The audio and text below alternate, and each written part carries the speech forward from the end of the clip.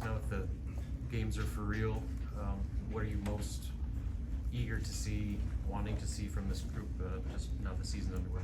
Yeah, I just want to see us go out there and do the things that we've been working on going all the way back to June. And I thought we got a little bit away from that in the exhibition the other day.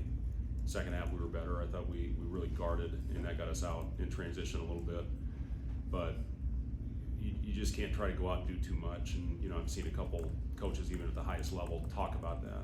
When the lights turn on for the first time, when it's for real, guys all of a sudden get away from what has been making us a pretty good team and try to either do it on your own or go out there and do too much. So when we play simple basketball, we're pretty good. When we keep our spacing, we're a very good offensive team. When we have attention to detail and we understand and execute and have discipline in the scouting report, we're a very good team. And I'm excited to get rolling. We're playing a really, really good basketball team. I know I've talked about this.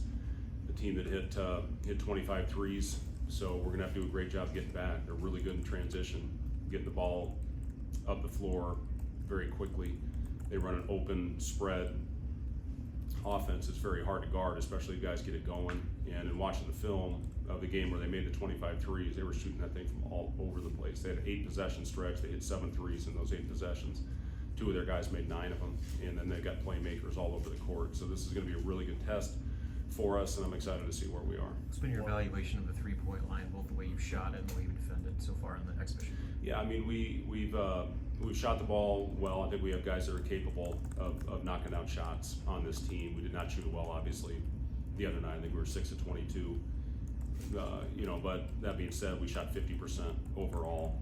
We need to clean up the turnovers. We had 14 turnovers, and a lot of those were unforced. We had, I think, 4 travels, and just threw the ball to them on a couple of occasions. It was good to face that pressure that we did the other night against Grand Valley. We will see some of that as well on Monday night.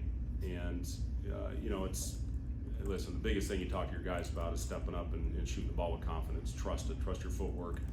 All the work that goes in behind the scenes. Our guys always come back in the gym and get extra work in, and now it's about going out there and having the confidence to knock down the shot. If you miss 1 or 2, it's okay. Just keep shooting that thing, and continue to work on all the things that we've talked about as far as putting the ball in the basket. But I do think we've got a lot of guys that are capable of getting it going. Now it's just about tying it together. What's the outlook for Sam and Andrew? Yeah, Sam was back on the court for the first time today, and he was pretty limited out there. He's still a little bit of ways from being ready to be in a game. We've got 2 more practices before opening night and a shoot around, so it'll probably be all the way up to a game time decision for Sam, whether we throw him out there early. If he does play, I don't know how much he'll play. Andrew went through non-contact portion of practice today. He is still in the concussion protocol, so we'll see how he responds later this afternoon, more importantly tomorrow, and see if we can get another day and to continue on with the steps in the protocol that he's in. Juwan has had the flu the last couple days. He was back on the floor today, so I anticipate him being fine for Monday night. But hopefully we'll get those 2 guys, and then again the decision on the rotation. Who as I've talked to the guys, it's not going to be the same guy every night. I think this is a team that's very capable of having a different guy go out there. We're probably going to finish with different lineups ultimately until we figure out who our best group is to close out games in playing crunch time. But again, I've really liked the competitive spirit of this group. These guys have come to work every day. Now it's about cleaning some things up and hopefully going out, executing, and playing a full 40-minute game. Obviously, with the injury to Rink, you have some traditions now. Traditional big men that really do some different things on the inside. Someone to guard the inside as well that you haven't had in the past, and traditional point guards. How are you evaluating that now as far as the beginning of the season, game to game, as far as the style of play that you've been used to playing, as opposed to now you have traditional guys at the different positions? Yeah, it certainly is a different makeup, Strick, and with the way our team was built a year ago, we were very fortunate to have a guy like Rink that could initiate our offense without a true point guard out there on the floor. I thought Bryce did a really good job as he evolved into our starting lead guard, but anytime we faced pressure, we had the luxury of having a guy like Rink that could still get us into our offense. This year we do have totally different dynamics, and really three guys I think that can play that spot that we had Rink and Josiah in for most of our games a year ago. You start with Braxton. You got 7-1. You got a guy that can put heat on the rim, who's actually shown really good ability in the pocket to make plays. I've been very pleased with that, with Braxton, and also a rim protector, as you said, Eric. I mean, he's a guy that can really guard the post and help protect the rim, and hopefully get us out and get us some easy baskets with some block shots and transition the other way. Then you got Andrew Morgan, who can really score the ball. He's a good back to the basket, low post guy, and another guy that can make a play in the pocket and also make a shot. And then Burke. Burke gives us, I think, a little closer to Rink with his ability to step outside and shoot the ball, and he's got great ball skills. I think that's his best qualities as a passer and a playmaker. So three totally different dynamics at that trail position that we like to use in our 5-out spread, but we are playing a little different, especially when Braxton's on the floor. Have the lineups with Berke at the 5? I know you talked about experimenting with that. How have those looked in practice? Yeah, I mean, I like it. Again, it gives us a little bit more of what we've done the last couple of years, not just with Rink, but also with Derek, and even going back to some lineups at Iowa State with George Niang and Royce White out there on the floor that could really play make and were very high assist guys. And again, that's what Burke can do. When he rebounds it, I don't care what position he's at, we want him initiating the offense. His ability to shoot it, it's going to bring the big away from the basket. It's a great luxury to have, especially in the Big Ten. I think you saw some of that with Rink a year ago, with the big having to come out and defend the perimeter. That opened up a lot of cutting opportunities and lanes to the basket, where I thought we did a great job with our cuts. We watched an edit of a lot of those possessions yesterday with our team to show there's a lot of opportunities for easy baskets if we cut and read the defense right. In our last 2 days, I think we've been better in those areas. But yeah, I'd like that dynamic, but he's also been really effective at the 4 because of his size. Now you're starting, if we do start Burke, we're 6'10", 7'1", at the 4 or 5, and then certainly slide it down. And that's one of the things I really like about this roster. I do think there's good versatility with it.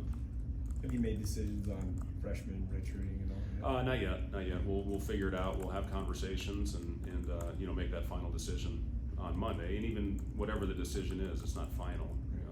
Those guys, as I've said, I love them both. They're both going to be great players, and we'll see how everything plays out here, especially in the early portion of the season. But those guys have been great. This is probably your deepest team that I've seen since you've been here. With that, is that going to pick up a little bit more pace? Like how you envision it with the depth that you have now? Because you really can run a lot of different lineups, a lot of different changes out there that you probably haven't been able to do. So Yeah, it gives me a lot of anxiety to have a team like that's got that type of depth, but it's a good situation to be in when you have as many guys, I think, that can impact the game and impact winning. And now it's about figuring out who those guys are. And again, I don't think it's going to be in the first 3, 4, 5 games. I mean, it may take a while to figure out who's going to give us the best chance to win.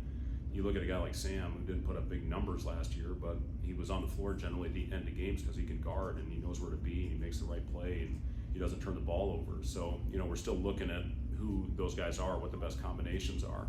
But, last year I thought we had good depth. We figured it out and we got pretty good. So, this year may take a little bit longer because I think we have a few more even as far as in our depth chart. But we'll get it figured out, and it always finds a way to play itself out, but it may take a few games. In games like Monday, what's the balance between tinkering with lineups, seeing what works and what doesn't, while also making sure that you take care of business and win? Listen, if we tinker and mess around, we're not going to win. And again, this team, I'm telling you, they're fast. They play hard. They play with swagger. They're confident. It's a really well coached, good team. The ball moves, and it's a very analytical based offense. I mean, he coached at BYU, and had one of the most potent offenses in the country a year ago. And they crash. They crash all 5 guys. We're going to have to rebound. If you don't turn and look and hit, you're going to get driven underneath the basket.